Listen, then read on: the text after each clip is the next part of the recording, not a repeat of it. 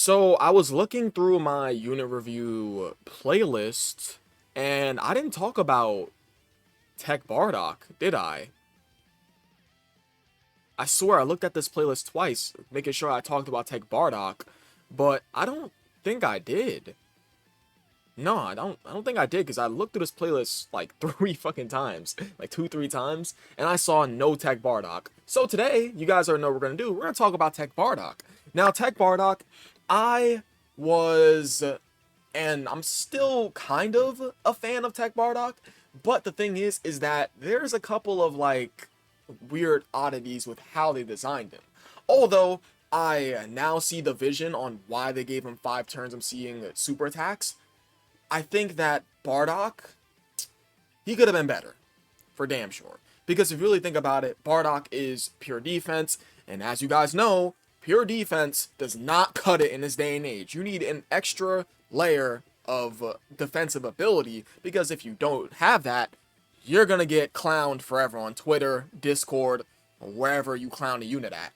So, Bardock, man, I think the quote unquote extra layer of defensive ability that this guy has is foreseeing enemy super attacks. Because if you think about it, red zone, we're still in a short fight meta, and the fights do not last longer than 8 turns. Unless you have like a suboptimal team, fights aren't going past 8, 9, or let alone 10 turns. You reach 10 turns, I don't know how the hell you reached it, but hey, you reached it.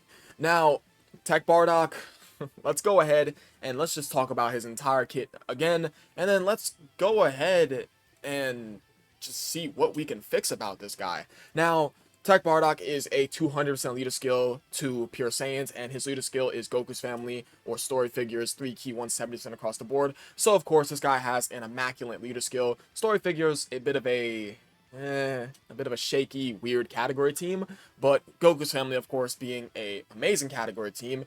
And as you guys know, Goku's family has Goku, and Goku is a Pure Saiyan, so his 200% leader skill to Pure Saiyans is just absolutely magnif. So I will say his leader skill is quite alright.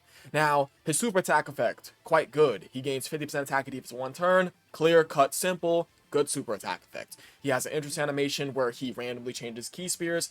He gains additional attack and foresees enemy super attacks when there's an ally whose name is Goku on the team, or when there's an enemy whose name is Frieza at the start of this character's attacking turn.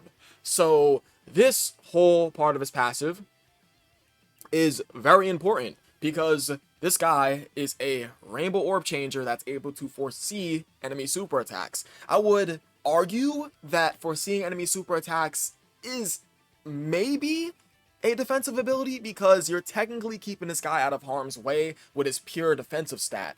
But the thing is, if you want to be technical, it's not an extra layer. But it's something to think about anyways, right?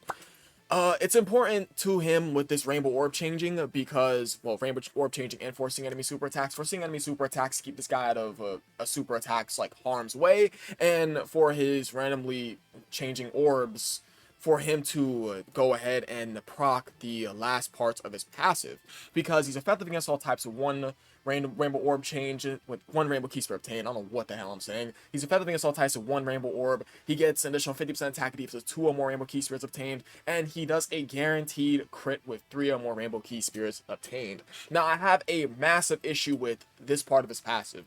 Why the hell does he have effective against all types and crit built into his passive? It does not make no sense. Why couldn't he just do a guaranteed crit with 1 rainbow orb? Why? Because at first I thought that this part of his passive was okay, right? I was one of the few that thought this was okay. Why is people complaining about it? I see why people are complaining about it. Because you're not supposed to have cards that have. Why do you have effective against all types with crit? It's stupid. Those two just don't coincide with one another, because you collect those 3 rainbow key spears, guess what? The effective against all types is useless. So, I just, the thought process on this part of them creating his card is just completely ridiculous. Why couldn't I just be dodge? He could have had a 50% chance to dodge, one rainbow key spear obtained. Easy. Give him defensive ability, or gave him like 50% damage reduction with 2 rainbow key spears obtained.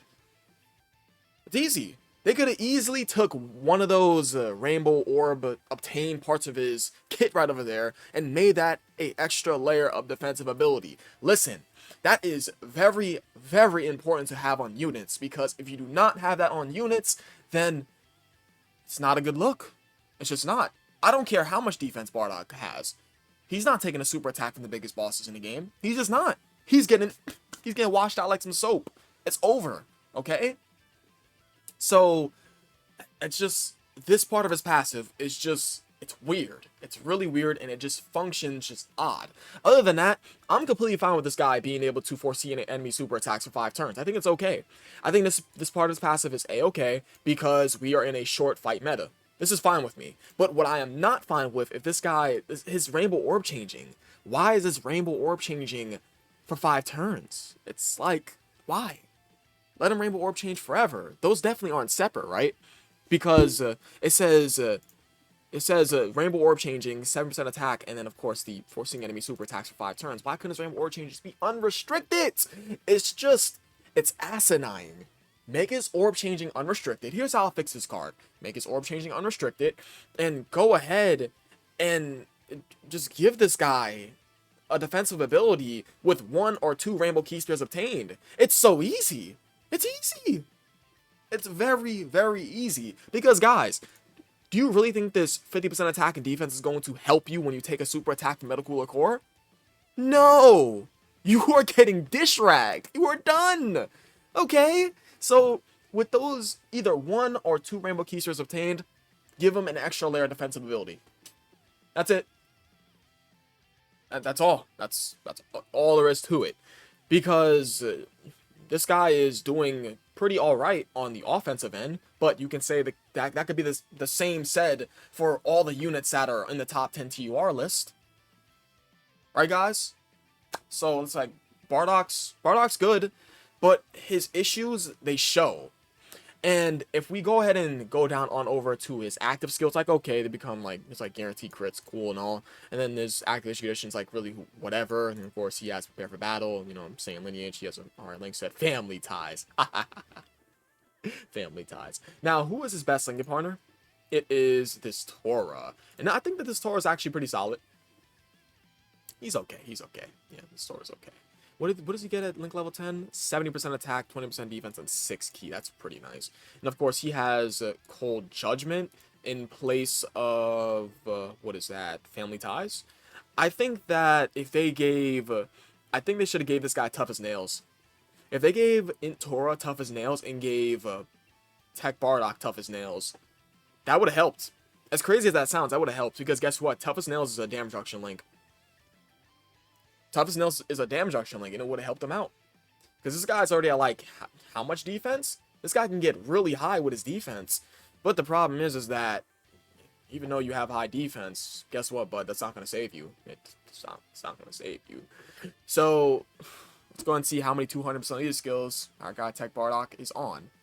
So, Teq Bardock is only on 2 200% leader skills, that being his own, as well as the Dokkan Fest Raditz' 200% leader skill, 2 Pure Saiyans, and Space Traveling Warriors. So, what is good about Bardock? So, I think what's good about Bardock is that he is a Rainbow Orb Change that's able to foresee enemy super attacks. And I would say that him being able to Rainbow Orb Change really, really helps out the ending part of his passive, because being able to directly support your passive through your own abilities is really, really good. As well as this guy having a good super attack effect, having a solid leader skill, and having a good active skill, this guy is looking pretty solid, to say the least. But my underlying issues with this guy is that he doesn't have an extra layer of defensive ability, and his orb changing isn't unrestricted. That's it. That's my main issues with this guy. One thing I do want to say before I close out the video is Team Bardock not being able to be rainbowed. Why? It's like, why couldn't they just give out the last copy during the celebration? The world may never know. But yeah, I appreciate you guys for watching. You guys are the best. I'll catch you guys next video, and I love you all. Peace.